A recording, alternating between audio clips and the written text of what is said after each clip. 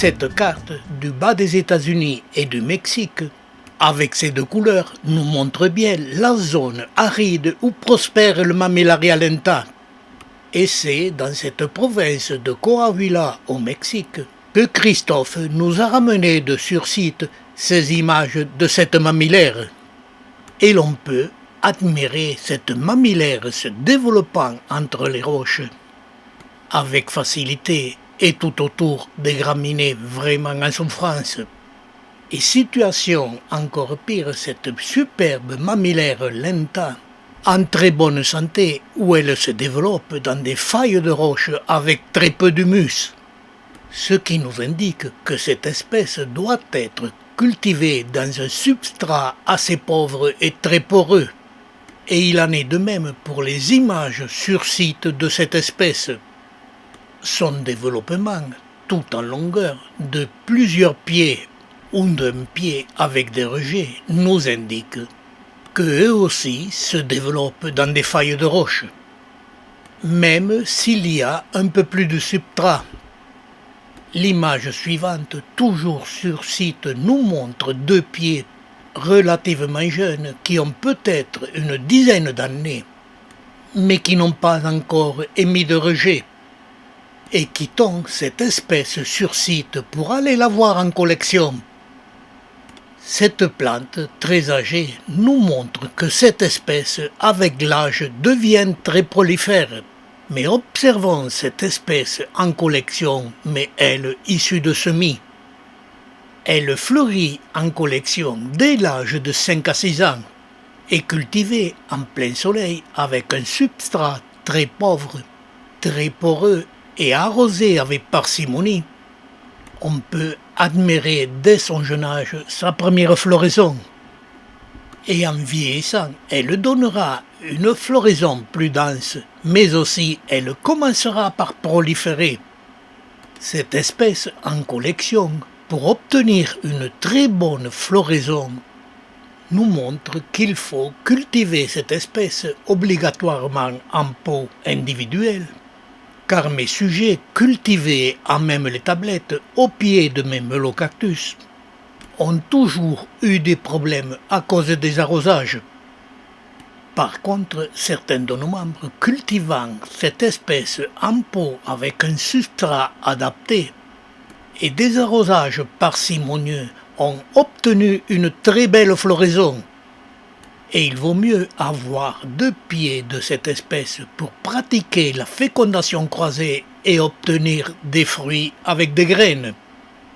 Car c'est la meilleure méthode pour multiplier cette espèce très intéressante en ne prélevant que des photos sur site.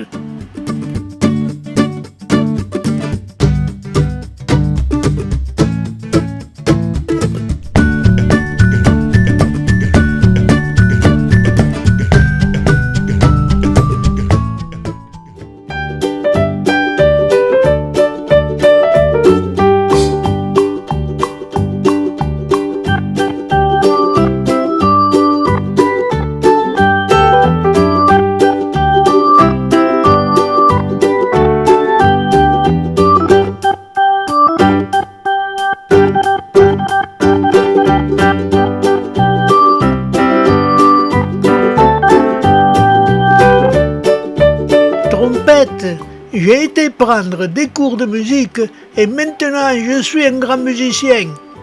Et regarde, trompette, j'ai enregistré une petite vidéo. Oh là, Picous, tu as des progrès à faire.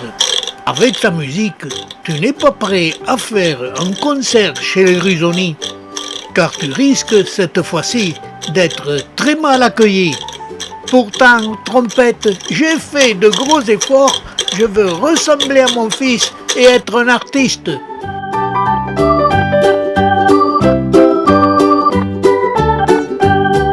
Oyez, oyez! Ce mois-ci, je reviens vous parler de la famille des cactacées, mais surtout de l'ensemble des genres qui ont un céphalion ou un pseudocéphalion. Parmi les 200 ou 300 espèces de plantes ayant adopté leur mode de multiplication par céphalium ou pseudocéphalium, pour développer leur floraison et leurs fruits. Elles couvrent une immense étendue des Amériques centrales, allant du Brésil jusqu'au Mexique, et qu'il y en a ou qu'il y a eu sur toute cette partie est des Amériques de chaque côté de l'équateur, et que le genre Melocactus est dominant sur toutes les îles, formant l'arc de cercle des Caraïbes. Et ces plantes à céphalium comme celle-ci, Melocactus, que je souligne par une flèche, sont très peu connues par le grand public, et leur beauté et leur originalité attirent ce grand public pour le grand malheur de ces espèces, et elles disparaissent à vitesse grand V sur toutes ces îles des Caraïbes.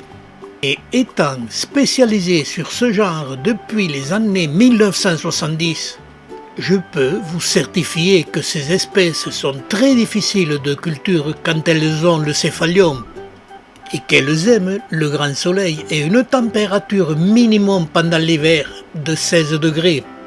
Et la plupart de ces espèces sont très mal classées, et qu'elles sont en évolution perpétuelle et très rapide. Cette évolution vous est présentée dans nos vidéos, et d'autres vidéos sur ces évolutions vous seront présentées dans notre Arche de Noé des images. Il y a 3 options pour participer à cette aventure. La première, nous contacter et vous recevrez tous les mois une vidéo sur les plantes succulentes accompagnée des aventures de Picous. La deuxième, pour recevoir gratuitement notre cloud au complet, celui-ci appelé l'Arche de Noé des images des plantes succulentes. Il vous suffit de nous envoyer annuellement 20 photos sur les plantes succulentes.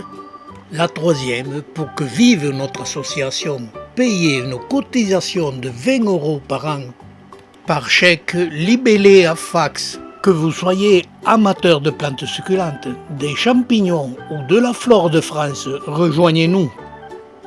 Et vous pouvez choisir l'une ou l'autre de ces 3 options.